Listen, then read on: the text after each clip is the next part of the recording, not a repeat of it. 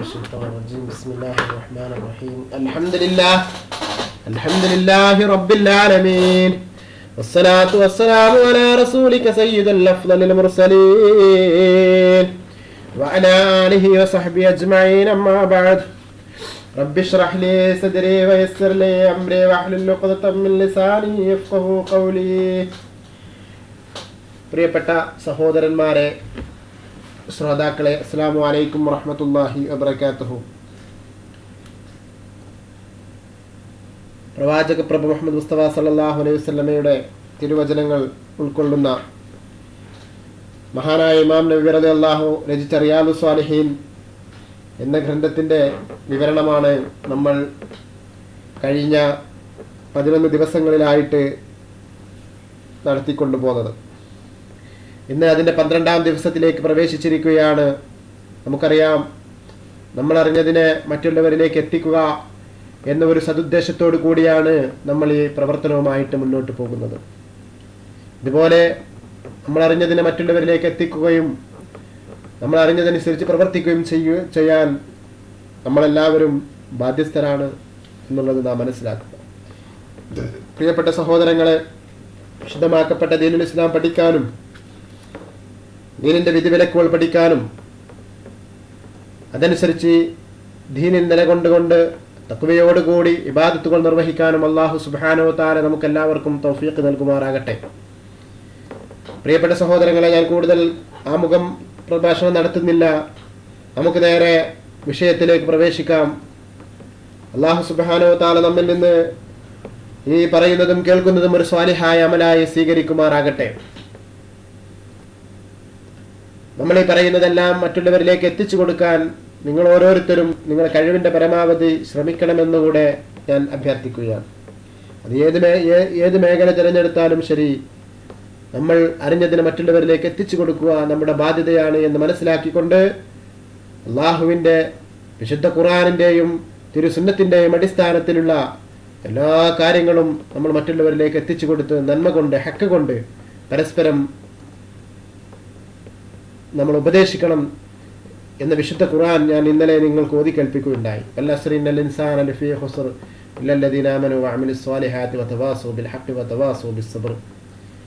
അതുകൊണ്ട് നമ്മളൊന്ന് നഷ്ടത്തിലാകാതിരിക്കണമെങ്കിൽ നമ്മൾ ഹക്ക് കൊണ്ടും സത്യം കൊണ്ടും ഹക്ക് കൊണ്ടും ദീന് കൊണ്ടുമൊക്കെ ക്ഷമ കൊണ്ടും മറ്റുള്ളവരെ ഉപദേശിക്കാനും മറ്റുള്ളവർക്ക് പറഞ്ഞു കൊടുക്കാനും മറ്റുള്ളവർക്ക് അത് എത്തിച്ചു കൊടുക്കാനും ഒക്കെ നമ്മൾ ശ്രമിക്കണം. അത് നമ്മുടെ ബാധ്യതയാണ്. അല്ലെങ്കിൽ നമ്മൾ മഹത്തായ നഷ്ടത്തിൻ്റെ ഭയാനകമായ നഷ്ടത്തിൻ്റെ വക്താക്കളായിട്ട് നമ്മൾ മാറുക തന്നെ ചെയ്യും. അതൊരിക്കലും ഉണ്ടാകരുത്. നമ്മൾ വിജയികളുടെ കൂട്ടത്തിൽ ഉൾപ്പെടണം. അല്ലാഹു സുബ്ഹാനഹു വ തആല അതിന് നമുക്ക് തൗഫീഖ് നൽകുമാറാകട്ടെ. ആമീൻ എന്ന് പ്രാർത്ഥിച്ചുകൊണ്ട് നമ്മുടെ ഹദീസ് ക്ലാസ്സിലേക്ക് നമ്മൾ പ്രവേശിക്കുകയാണ്. ഇന്ന് നമ്മൾ പറയുന്നത് അധ്യായം 25 വിശ്വസ്തത പാലിക്കണം. വിശ്വസ്തത പാലിക്കുന്നതിനെ കുറിച്ച് പറയുന്ന ബാബാണ്. അള്ളാഹു പറയുന്നു, അള്ളാഹു നിങ്ങളോട് ആജ്ഞാപിക്കുന്നു, നിങ്ങളെ വിശ്വസിച്ചേൽപ്പിച്ചത് അതിന്റെ അവകാശികൾക്ക് തിരിച്ചേൽപ്പിക്കണം. നിസാ സൂറത്തിലെ 58-ാമത്തെ ആയത്താണ്. ആകാശഭൂമികളുടെയും പർവ്വതങ്ങളുടെയും മേൽ നാം അമാനത്ത് വെളിവാക്കി കാണിച്ചു. പക്ഷെ അത് ഏറ്റെടുക്കാൻ അവർ വിസമ്മതിക്കുകയും അതിൽ ഭയപ്പെടുകയും ചെയ്തു. മനുഷ്യൻ അത് ഏറ്റെടുത്തു, അവൻ അക്രമിയും അജ്ഞനുമാകുന്നു. അഹ്സാബ് 72. എന്താണ് 199? അബൂ ഹുറൈറ റളിയല്ലാഹു അൻഹു 199-ാമത്തെ ആയത്ത് 199-ാമത്തെ ഹദീസ് ഈ കിതാബിലെ അബൂ ഹുറൈറ റളിയല്ലാഹു അൻഹു നിവേദനം. റസൂൽ സല്ലല്ലാഹു അലൈഹി വസല്ലം പറഞ്ഞു, കപട വിശ്വാസിയുടെ ലക്ഷണം 3 സംസാരിച്ചാൽ കളവ് പറയുക, വാക്തത്വം കരാർ ചെയ്താൽ ലംഘിക്കുക, വിശ്വസിച്ചാൽ വഞ്ചിക്കുക എന്നിവയാണത്.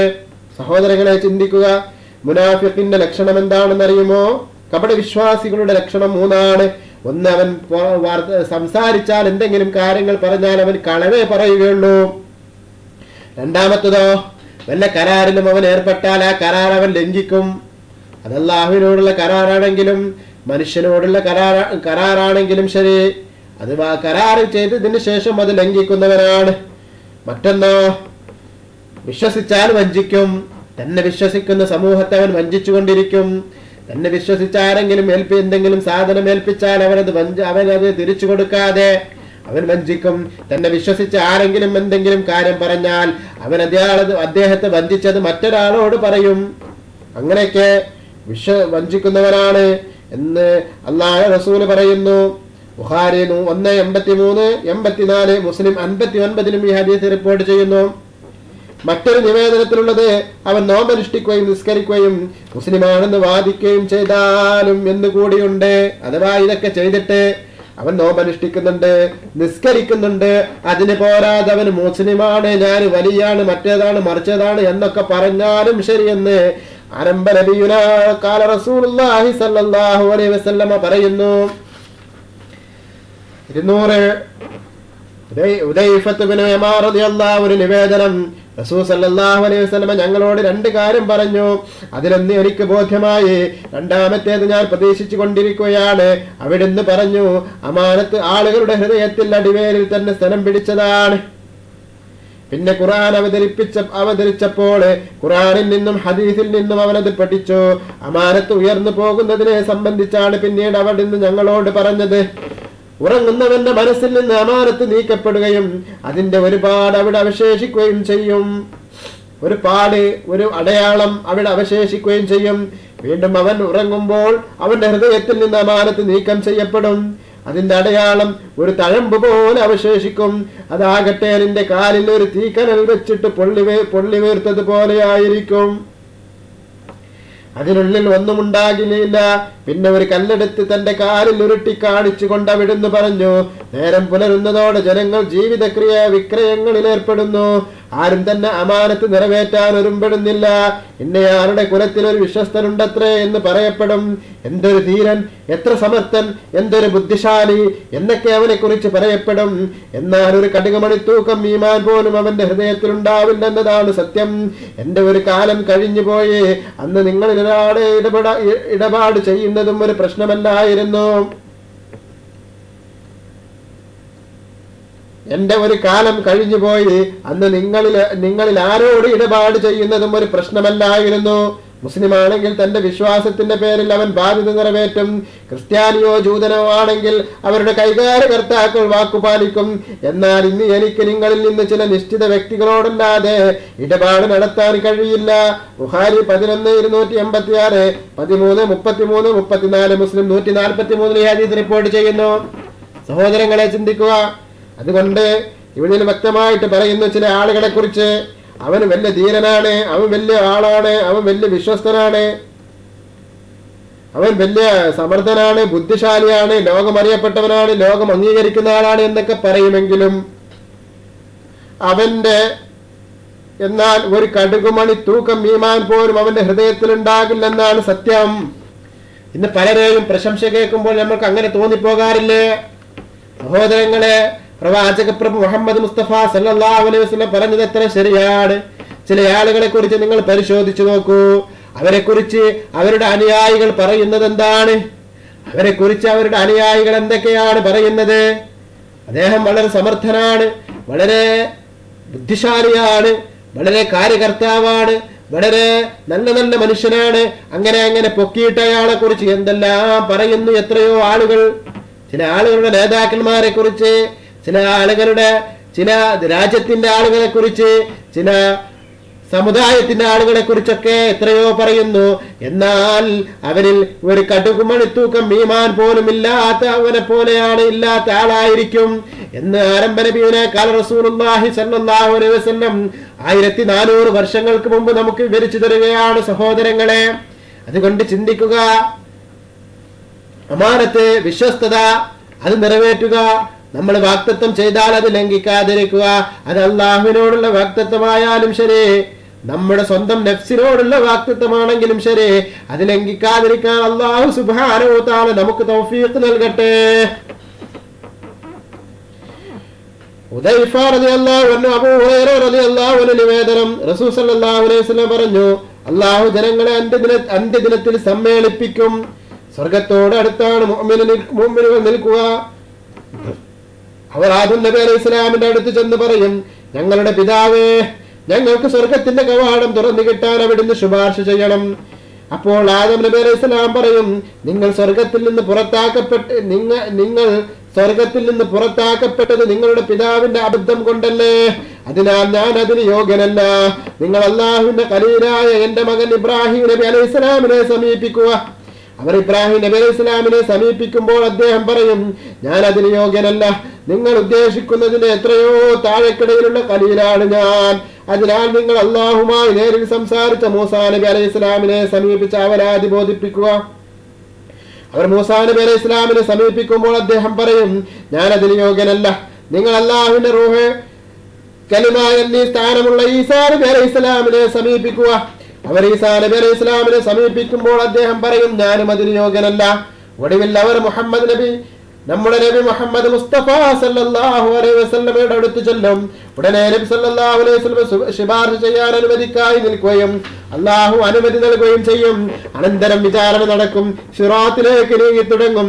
ഈ അവസരത്തിലാണ് അമാനത്തും കുടുംബബന്ധവും വിട്ടയക്കപ്പെടുന്നത്. അവ സിറാത്തിന്റെ ഇടത് വലത് ഭാഗങ്ങളിൽ നിലയുറപ്പിക്കും. അപ്പോൾ നിങ്ങളിൽ മുമ്പിലുള്ളവർ മിന്നൽ വേഗതയിൽ ആ പാലം കടന്നു പോകും. ഞാൻ ചോദിച്ചു, അല്ലാഹുവിന്റെ റസൂലേ, എന്റെ മാതാപിതാക്കളെ ബലി നൽകണമെങ്കിൽ അതിന് ഞാൻ തയ്യാർ.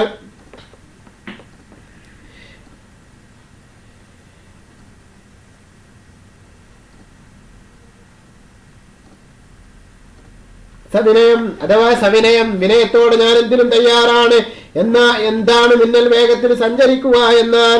നിങ്ങൾ പറഞ്ഞു തന്നാലും അല്ലാഹുവിന്റെ റസൂലിനോട് അവർ ചോദിക്കുകയാണ്. നബി സല്ലല്ലാഹു അലൈഹി വസല്ലം പറഞ്ഞു, കണ്ണടച്ചു തുറക്കുന്നതിനുള്ളിലെ അത് മിന്നൽ വരുന്നതും പോകുന്നതും നിങ്ങൾ കാണാറില്ലേ? അതുപോലെ പിന്നെ ചിലർ കാറ്റിന്റെ വേഗതയിൽ, ചിലർ പക്ഷിയുടെ വേഗതയിലും, ചിലർ ഓടിയും പാലം കടക്കും. അവരുടെ അമലുകളാണ് അവരെ ഈ വിധം കൊണ്ടുപോകുന്നത്. നിങ്ങളുടെ നബി പാലത്തിന്റെ സമീപം നിന്ന് എന്നെ നാഥാനെ രക്ഷിക്കണേ എന്ന് പ്രാർത്ഥിച്ചു കൊണ്ടിരിക്കും.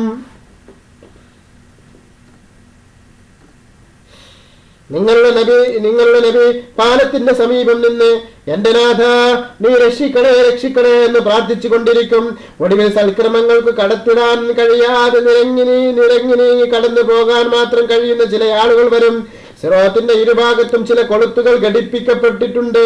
അവയ്ക്ക് ലഭിക്കുന്ന നിർദ്ദേശം അനുസരിച്ചത് അവരെ തടഞ്ഞു നിർത്തും.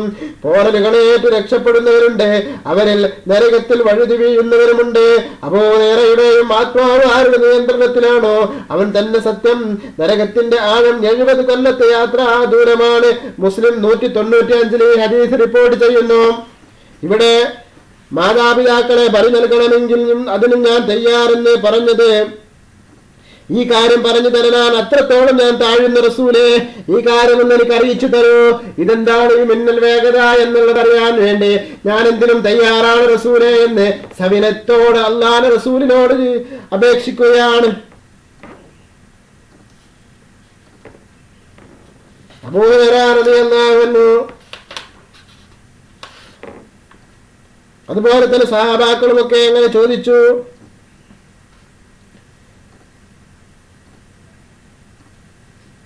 وإني لا أفسد المظلوم وإن من أكبر هم لدينا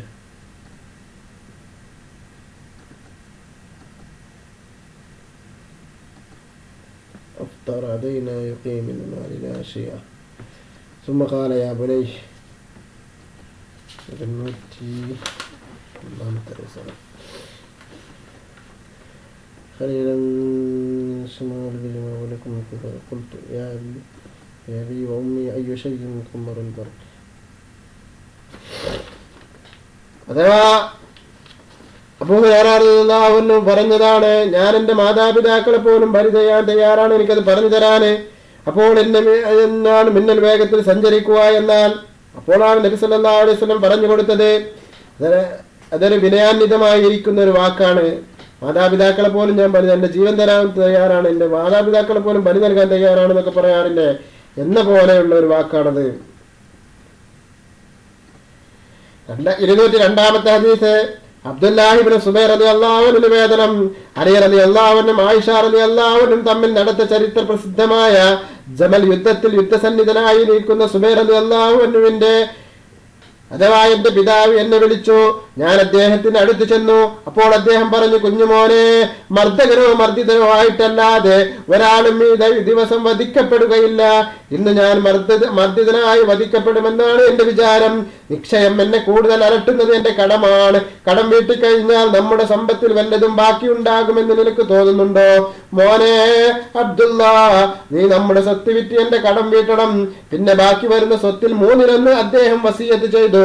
അബ്ദുള്ള റളിയല്ലാഹുവിന്റെ ആൺമക്കൾക്കായിരുന്നു അത്. അദ്ദേഹം പറഞ്ഞു, കടം വീട്ടിക്കഴിഞ്ഞ് നമ്മുടെ സ്വത്തിൽ ബാക്കി വല്ലതും ഉണ്ടായാൽ അതിന്റെ 1/3 നിന്റെ ആൺമക്കൾക്കുള്ളതാണ്.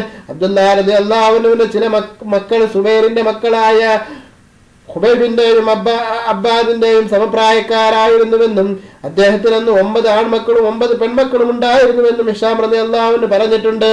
അബ്ദുള്ള റളിയല്ലാഹു തുടർന്ന് പറഞ്ഞു, കടത്തിന്റെ കാര്യം വസിയത്ത് ചെയ്തു കൊണ്ടെന്റെ പിതാവ് പറഞ്ഞു, കടം വീട്ടാൻ നിനക്ക് വല്ല പ്രയാസവും നേരിട്ടാൽ നീ എന്റെ മൗലയോട് സഹായം ചോദിക്കണം. ആരാണ് അങ്ങയുടെ മൗല എന്ന് ഞാൻ ചോദിച്ചപ്പോൾ അല്ലാഹു ആണെന്ന് മറുപടി കിട്ടുന്നത് വരെ ബാപ്പ ഉദ്ദേശിച്ചത് എന്തെന്ന് എനിക്കറിയില്ലായിരുന്നു. അല്ലാഹു ആണ്. അദ്ദേഹത്തിന്റെ കടം വീട്ടുന്നതിൽ എന്തെങ്കിലും വിഷമം നേരിട്ടാൽ സുബൈറിന്റെ യജമാനായവനെ അദ്ദേഹത്തിന്റെ കടം വീട്ടി തരണമേ എന്ന് ഞാൻ പ്രാർത്ഥിക്കുമായിരുന്നു. ഉടൻ അവനത് വീട്ടിത്തരാറുമുണ്ടായിരുന്നു. സുബൈർ റളിയല്ലാഹു ആയുധത്തിൽ വധിക്കപ്പെട്ടു. ഈജിപ്തിലും കൂഫയിലും ഓരോ വീടും, ബസറയിൽ 2 വീടും, മദീനയിൽ 11 വീടും, ഉൾപ്പെടെയുള്ള ചില ഭൂസ്വത്തുക്കളും അല്ലാതെ സ്വർണമോ വെള്ളിയോ അദ്ദേഹത്തിന് മരണാനന്തര സ്വത്തായി ഉണ്ടായിരുന്നില്ല. ആരെങ്കിലും ധനം സൂക്ഷിക്കാൻ കൊണ്ടുവന്നേൽപ്പിച്ചാൽ ഇത് നഷ്ടപ്പെട്ടു പോയെങ്കിലോ എന്ന് എനിക്ക് പേടിയുള്ളതിനാൽ കടമായി കരുതിക്കൊള്ളുക എന്ന് പറഞ്ഞ് ആ സമ്പത്തെടുത്ത് ഉപയോഗിച്ചത് കൊണ്ടായിരുന്നു അദ്ദേഹത്തിന് വൻ കടം വന്നുപെട്ടത്. വദിയത്ത് അഥവാ സൂക്ഷിക്കാൻ ഏൽപ്പിച്ച സ്വത്ത് എടുത്ത് കൈകാര്യം ചെയ്യാൻ പാടില്ല. വീഴ്ച കൂടാതെ നഷ്ടപ്പെട്ടാൽ തിരിച്ചു കൊടുക്കേണ്ടതുമില്ല. എന്നാൽ കടമാകുമ്പോൾ എടുത്തുപയോഗിക്കാം, തിരിച്ചു കൊടുത്താൽ മതി. എത്ര സൂക്ഷ്മത പുലർത്തുന്ന ആളുകൾ നിങ്ങളൊന്ന് ചിന്തിച്ചു നോക്കൂ. ഒരാൾ അമാനത്തായിട്ട് സൂക്ഷിക്കാൻ വല്ല പണവും ഏൽപ്പിച്ചാല് അത് ഉപയോഗിക്കാനും പാടില്ല. എന്നാൽ അത് നമ്മുടെ കയ്യിൽ നിന്ന് മോഷ്ടിച്ചു പോയാലോ അത് തിരിച്ചു കൊടുക്കേണ്ടതുമില്ല. അതാണ് നിയമം. പക്ഷേ ഇവിടെ സുബൈർ റളിയല്ലാഹു ചെയ്യുന്നത് എന്താ? ആരെങ്കിലും അമാനത്തായിട്ട് വല്ലതും ഏൽപ്പിച്ചാൽ അദ്ദേഹം അത് കടമായിട്ട് അദ്ദേഹത്തിൽ നിന്ന് സ്വീകരിക്കുകയും എന്നിട്ട് ആവശ്യമെങ്കിൽ ഉപയോഗിക്കുകയും ചെയ്യുന്നു. അതുകൊണ്ട് തന്നെ അദ്ദേഹത്തിന് ധാരാളം കടം വന്നു ഭവിച്ചു. റസൂൽ സല്ലല്ലാഹു അലൈഹി വസല്ലമ അബൂബക്കർ റളിയല്ലാഹു അൻഹു, ഉമർ റളിയല്ലാഹു അൻഹു, ഉസ്മാൻ റളിയല്ലാഹു അൻഹു എന്നിവരോടൊപ്പം യുദ്ധം ചെയ്ത് നേടിയതല്ലാതെ അധികാരം, നികുതി, മറ്റു പിരിവുകൾ വകയിലൊന്നും സമ്പാദിച്ചതായിരുന്നില്ല അദ്ദേഹത്തിന്റെ സമ്പത്ത്. ഞാൻ സുബൈർ റളിയല്ലാഹു അൻഹുവിന്റെ കണക്ക് പരിശോധിച്ചു. അദ്ദേഹത്തിന് 22 ലക്ഷം കടമുള്ളതായി കണ്ടു. ഒരിക്കൽ ഹിഷാമിന്റെ മകൻ ഹക്കീം എന്നെ കണ്ടപ്പോൾ, സഹോദരപുത്ര, എന്റെ സഹോദരൻ സുബൈർ എത്ര കടമുണ്ട് എന്ന് ചോദിച്ചു.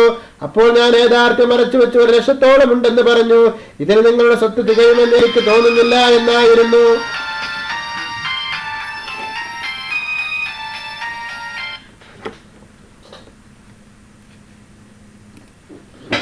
സഹോദരങ്ങൾ, നമ്മൾ പറഞ്ഞുകൊണ്ട് വന്നത്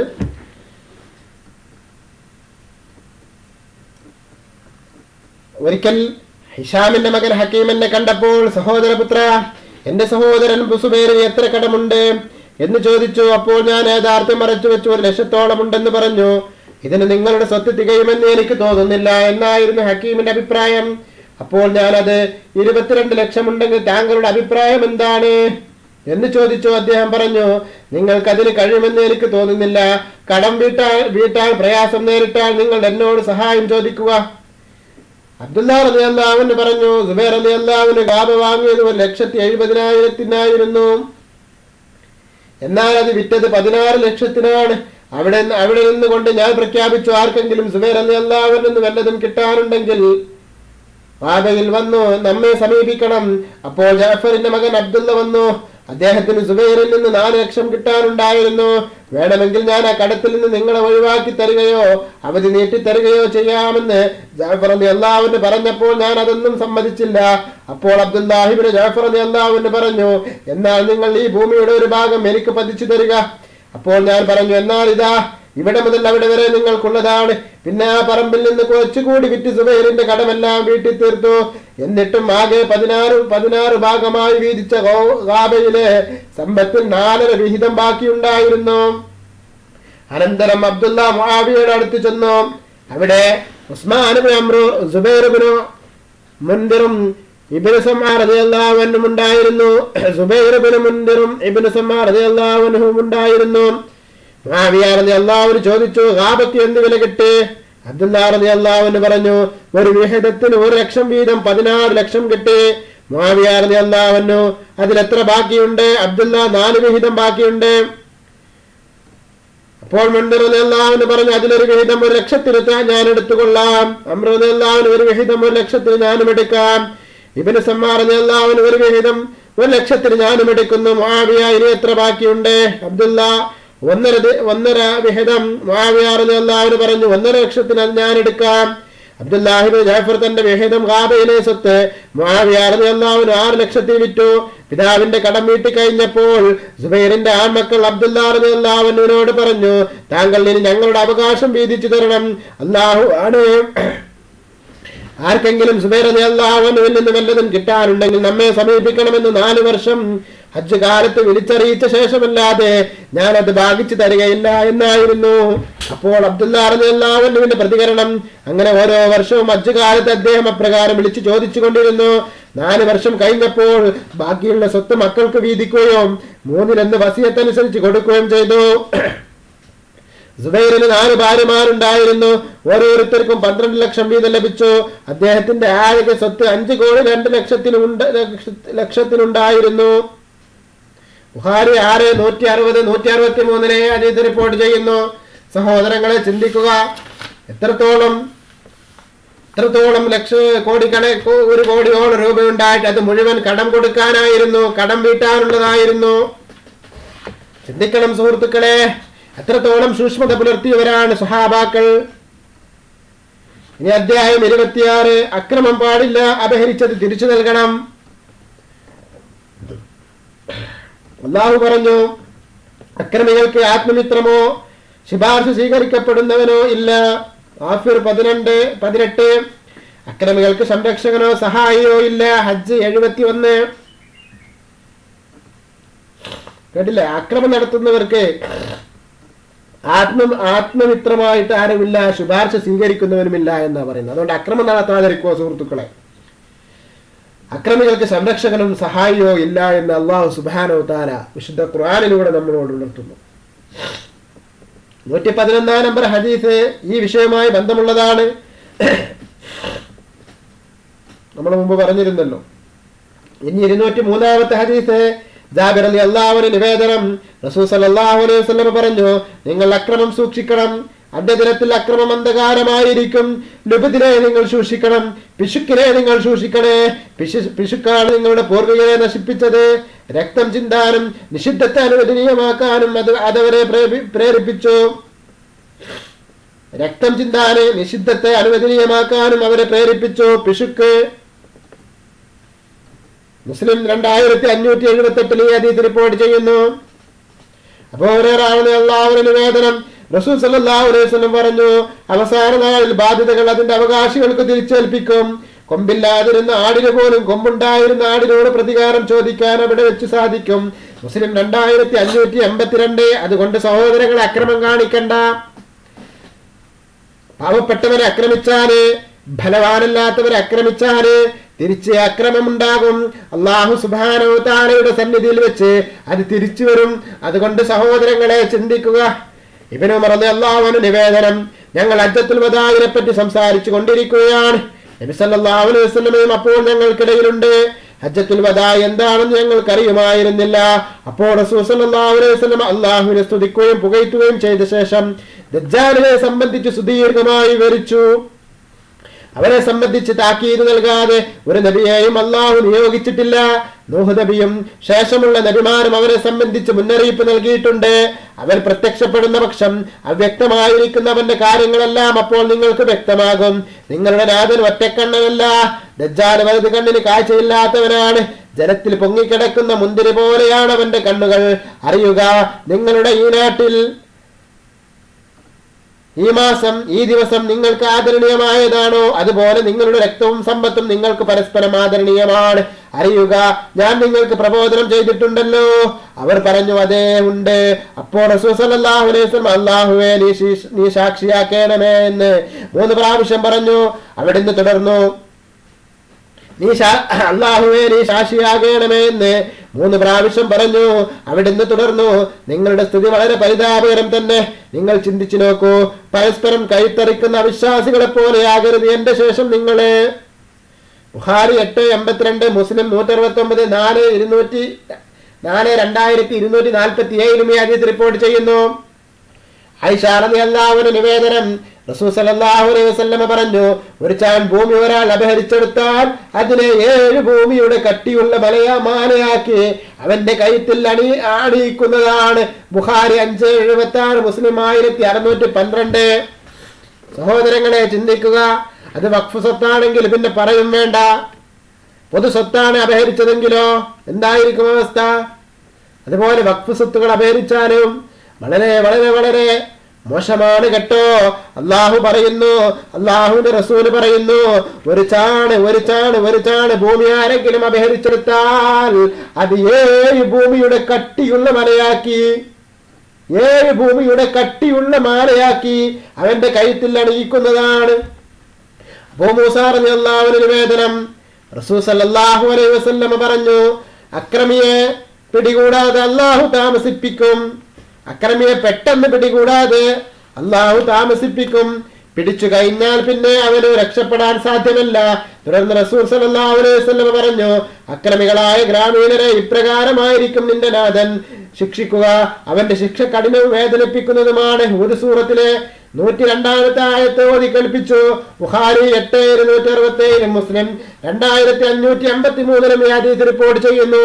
നമ്മളിങ്ങനെ ചിന്തിക്കും, അക്രമികൾ എന്താ ഇങ്ങനെ നാട്ടിലൂടെ വരസുന്നുണ്ടല്ലോ, അക്രമികൾ ഇങ്ങനെ നാട്ടിലൂടെ വരസുന്നു, എന്തെല്ലാം അക്രമം കാട്ടിയിട്ടെന്താ അവനക്ക് യാതൊന്നും സംഭവിക്കാത്തതെന്നൊക്കെ ഇങ്ങനെ നമ്മൾ ചിന്തിക്കും.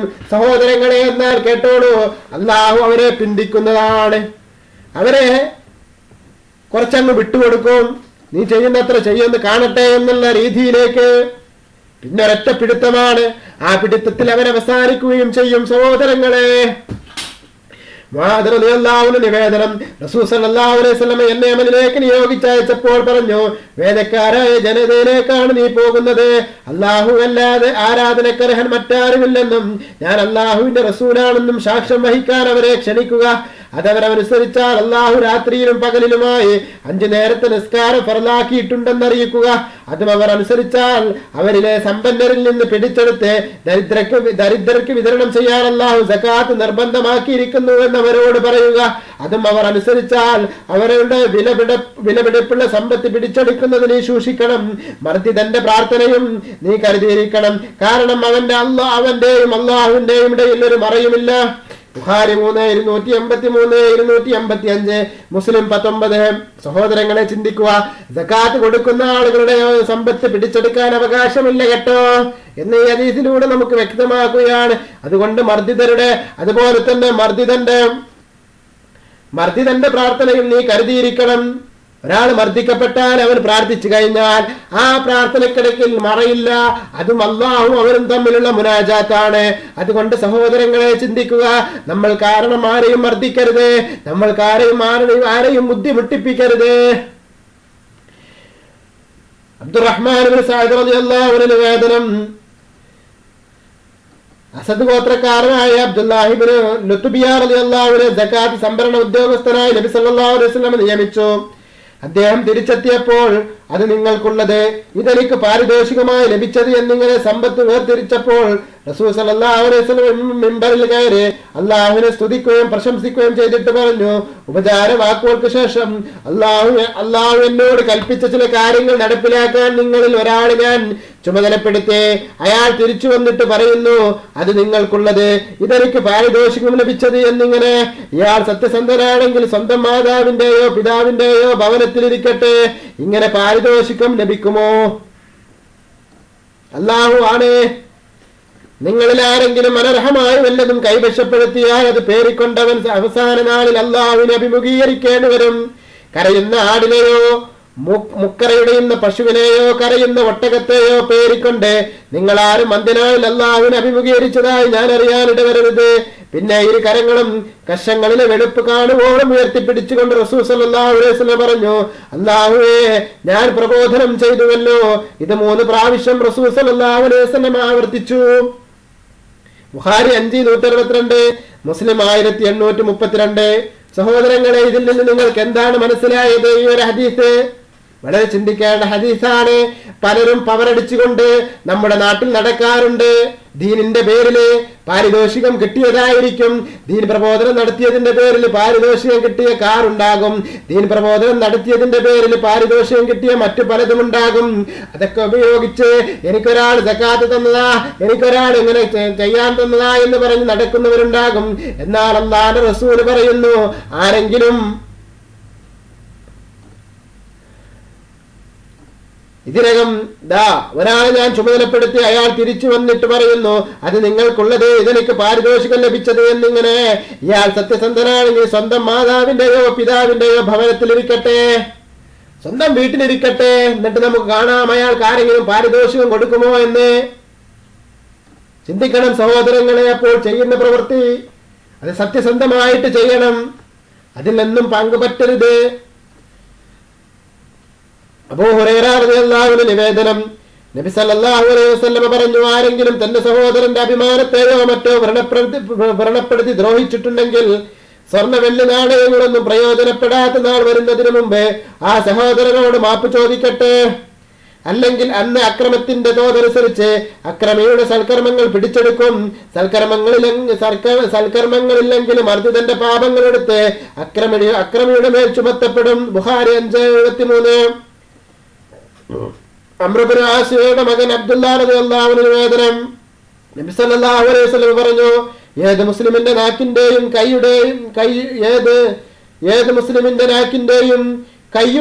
കയ്യിന്റെയും ശല്യത്തിൽ നിന്ന് മറ്റു മുസ്ലിങ്ങൾ സുരക്ഷിതരാണോ അവനാണ് യഥാർത്ഥ മുസ്ലിം. അല്ലാഹു നിരോധിച്ചത് വെടിഞ്ഞവനാണ് യഥാർത്ഥ മുഹാജിർ. ബുഖാരി 150, മുസ്ലിം 40. അബ്ദുല്ലാഹ് റളിയല്ലാഹു അൻഹു നിവേദനം, നബി സല്ലല്ലാഹു അലൈഹി വസല്ലമയുടെ യാത്രാ സാമഗ്രികൾ സൂക്ഷിക്കുന്നയാളായിരുന്നു. കിർക്കിറ അദ്ദേഹം മരിച്ചപ്പോൾ റസൂൽ സല്ലല്ലാഹു അലൈഹി വസല്ലം പറഞ്ഞു, അവൻ നരകത്തിലാണ്.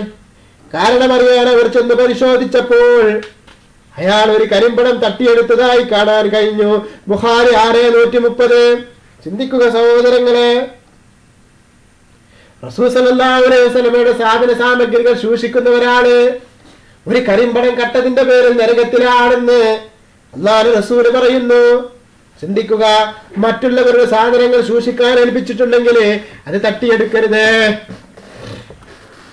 നുഐഫ് റളിയല്ലാഹു അൻഹു നിവേദനം, നബി സല്ലല്ലാഹു അലൈഹി വസല്ലം പറഞ്ഞു, ആകാശഭൂമികളെ അല്ലാഹു സൃഷ്ടിച്ച ദിവസത്തിൽ ഉണ്ടായിരുന്നത് പോലെ കാലം ഇന്നും കറങ്ങിക്കൊണ്ടിരിക്കുന്നു. ഒരു വർഷം 12 മാസമാണ്. അതിൽ 4 പവിത്രമാണ്, യുദ്ധം ചെയ്യാൻ പാടില്ലാത്ത മാസമാണ്. തുടരെ വരുന്ന മാസങ്ങളായ ദുൽഖഅദ, ദുൽഹിജ്ജ, മുഹറം എന്നിവയും ജമാഅത്തുൽ ആഖിറയും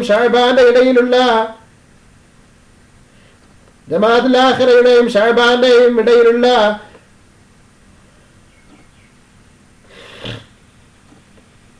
റജബ് മാസവുമാണവ. ഇത് ഏത് മാസമാണെന്ന് അവിടുന്ന് ചോദിച്ചപ്പോൾ അള്ളാഹുവിനും അവന്റെ റസൂലിനും മാണറിയുകയെന്ന് ഞങ്ങൾ പറഞ്ഞു. അപ്പോൾ അവിടുന്ന് നിശബ്ദമായിരുന്നു.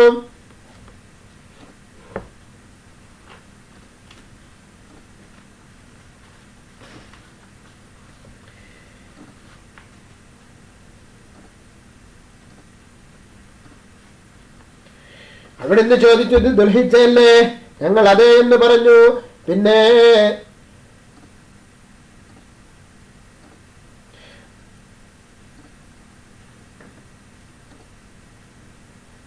ഇത് ഏത് രാജ്യമാണെന്ന് അവിടുന്ന് ചോദിച്ചപ്പോൾ അല്ലാഹുവിനും അവന്റെ റസൂലിനും അറിയാമെന്ന് ഞങ്ങൾ പ്രതികരിച്ചു. അവിടുന്ന് വീണ്ടും നിശബ്ദനായിരുന്നു. രാജ്യത്തിന് മറ്റേതെങ്കിലും പേര് പറയുമെന്ന് ഞങ്ങൾ കരുതി. അപ്പോൾ നബി സല്ലല്ലാഹു അലൈഹി വസല്ലം പറഞ്ഞു, ഇത് ആ യുദ്ധം നിഷിദ്ധമായ രാജ്യമല്ലേ? ഞങ്ങൾ അതേ എന്ന് പറഞ്ഞപ്പോൾ ഇത് ഏത് ദിവസമാണെന്ന് അവിടുന്ന് ചോദിച്ചു. അല്ലാഹുവിനും അവന്റെ റസൂലിനും അറിയാമെന്ന് ഞങ്ങളുടെ പ്രതികരണം കേട്ട് അവിടുന്ന് വീണ്ടും നിശബ്ദനായി. മറ്റു വല്ല പേരും പറയുമെന്ന് ഞങ്ങൾ കരുതി. അപ്പോൾ നബി സല്ലല്ലാഹു അലൈഹി വസല്ലം ചോദിച്ചു, ഇത് ബലിപെരുന്നാൾ ദിനമല്ലേ? ഞങ്ങൾ പറഞ്ഞു അതെ. അപ്പോൾ നബി സല്ലല്ലാഹു അലൈഹി വസല്ലം പറഞ്ഞു, ശരി, നിങ്ങളുടെ ഈ സ്ഥലത്തിനും ഈ മാസത്തിനും ഈ ദിവസത്തിനും എത്ര പവിത്രതയുണ്ടോ അത്രയും പവിത്രമാണ് നിങ്ങളുടെ രക്തവും സമ്പത്തും അഭിമാനവും. നിങ്ങൾ പരസ്പരം ഇത് പരിഗണിച്ച് ആദരവ് കാണിക്കേണ്ടതാണ്. നാഥനെ കണ്ടുമുട്ടുന്ന ദിവസം നിങ്ങളുടെ പ്രവർത്തനങ്ങളെ കുറിച്ച് അവൻ ചോദ്യം ചെയ്യും. അറിയുക, എന്റെ ശേഷം നിങ്ങൾ പരസ്പരം പിരടി വെട്ടുന്ന അവിശ്വാസികളെ പോലെയായി പോകരുത്. അറിയുക, ഇവിടെ ഹാജരുള്ളവർ ഹാജരില്ലാത്തവർക്ക് എത്തിച്ചു കൊടുക്കണം. ചിലപ്പോൾ ഈ വിവരം കേട്ടറിഞ്ഞവരായിരിക്കും നേരിട്ട് കേട്ടവരെക്കാൾ ഗ്രഹിക്കുക. പിന്നെ അവിടുന്ന് ചോദിച്ചു, അറിയുക, എന്നിൽ അർപ്പിതമായ കാര്യം ഞാൻ പ്രബോധനം ചെയ്തില്ലേ? ഞങ്ങൾ പറഞ്ഞു അതെ. അപ്പോൾ നബി സല്ലല്ലാഹു അലൈഹി വസല്ലം പറഞ്ഞു, അല്ലാഹുവേ നീ സാക്ഷി, അല്ലാഹുവേ നീ സാക്ഷി. ബുഖാരി 883, മുസ്ലിം 1679 ഹദീസ് റിപ്പോർട്ട് ചെയ്യുന്നു. സഹോദരങ്ങളെ, അന്യായമായിട്ട് ഒരു മുസ്ലിമിനെയും വകവരുത്തരുത്. ഒരു മുസ്ലിമിന്റെയും രക്തം ചിന്തരുത്. ഒരു മുസ്ലിമിന്റെയും രക്തം ചിന്തരുത്. അത് എന്തിന്റെ പേരിലായാലും ശരി, നിങ്ങൾ സംഘടനയുടെ പേരിലാവട്ടെ, രാഷ്ട്രീയത്തിന്റെ പേരിലാവട്ടെ, മുസ്ലിങ്ങളുടെ അന്യായമായിട്ട് മുസ്ലിങ്ങളുടെ രക്തം ചിന്തരുത്. അത് ഇസ്ലാം അല്ലാഹുവിന്റെ റസൂൽ വിരോധിച്ചതാണ് കേട്ടോ. നിവേദനം, റസൂൽ സല്ലല്ലാഹു അലൈഹി വസല്ലം പറഞ്ഞു, സത്യം ചെയ്ത് മുസ്ലിമിന്റെ അവകാശം പിടിച്ചെടുക്കുന്നവന് അല്ലാഹു നരകം അനിവാര്യവും സ്വർഗം നിശബ്ദമാക്കിയിട്ടുമുണ്ട്. അപ്പോൾ സദസ്യരെ ഒരാൾ ചോദിച്ചു, അല്ലാഹുവിന്റെ ദൂതരെ, അതൊരു നിസ്സാര സാധനമാണെങ്കിലോ?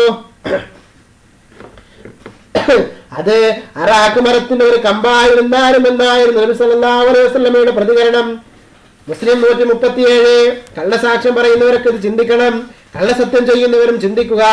ആരെങ്കിലും സത്യം ചെയ്തുകൊണ്ട് മുസ്ലിമിന്റെ ഒരു അവകാശം പിടിച്ചു വാങ്ങിയാല് അത് ഒരു അറാഖിന്റെ കഷ്ണമാണെങ്കിലും ശരി, അവർക്ക് നരകം അനിവാര്യവും സ്വർഗം നിഷിദ്ധവുമാണ് കേട്ടോ. മുസ്ലിം 137 ഹദീസ് റിപ്പോർട്ട് ചെയ്യുന്നു. നിവേദനം, റസൂൽ സല്ലല്ലാഹു അലൈഹി വസല്ലം പറഞ്ഞത് ഞാൻ കേട്ടു, നിങ്ങളിൽ ആരെങ്കിലും ഞാൻ ഒരു ജോലി ഏൽപ്പിച്ചിട്ട് അതിൽ നിന്ന് അവൻ ഒരു സൂചിയോ അതിലും വലുതോ ഒളിപ്പിച്ചു വെച്ചു എന്ന് കരുതുക. എന്നാൽ വഞ്ചന മുതലാണത്. അതുമായി അന്ത്യദിനത്തിൽ അവൻ ഹാജരാക്കേണ്ടി വരും. ഇത് കേട്ടപ്പോൾ കറുത്ത മുഖമുള്ള ഒരു അൻസാരി എഴുന്നേറ്റ് നിന്ന് പറഞ്ഞു, അയാളെ ഇപ്പോഴും കൺമുമ്പിൽ കാണുന്ന പോലെ തോന്നുന്നു റസൂലേ. അതായത് ഇവരെ എഴുന്നേറ്റ് നിന്നിട്ട് പറഞ്ഞു. അപ്പോൾ ഈ ഹദീസ് റിപ്പോർട്ട് ചെയ്ത ആള് പറയാണ്, അയാൾ ഇപ്പോഴും കൺമുന്നിൽ കാണുന്നു എനിക്ക് തോന്നുന്നു. റസൂലേ, താങ്കൾ എന്നെ ഏൽപ്പിച്ച ചോദിച്ച് തിരിച്ചു വാങ്ങിയാലും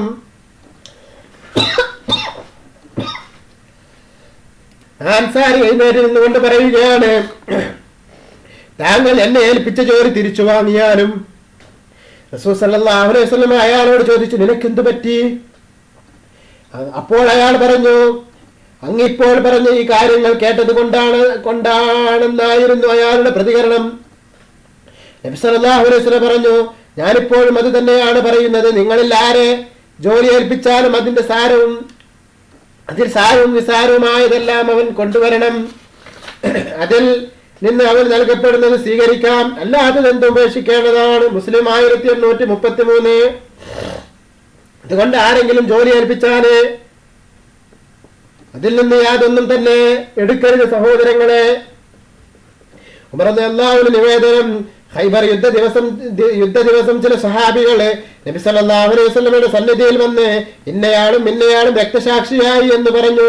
കൂട്ടത്തിൽ ഒരു വ്യക്തിയുടെ പേര് പറഞ്ഞപ്പോൾ നബി സല്ലല്ലാഹു അലൈഹി വസല്ലമ തിരുത്തി, അങ്ങനെയല്ല, ഒരു പുതപ്പോ കരിമ്പടമോ തട്ടിയെടുത്ത കാരണത്താൽ ഞാൻ അയാളെ നരകത്തിൽ കണ്ടിരിക്കുന്നു. മുസ്ലിം 114. രക്തസാക്ഷിയായ ആള് ഒരു കരിമ്പടം തട്ടിയെടുത്തതിന്റെ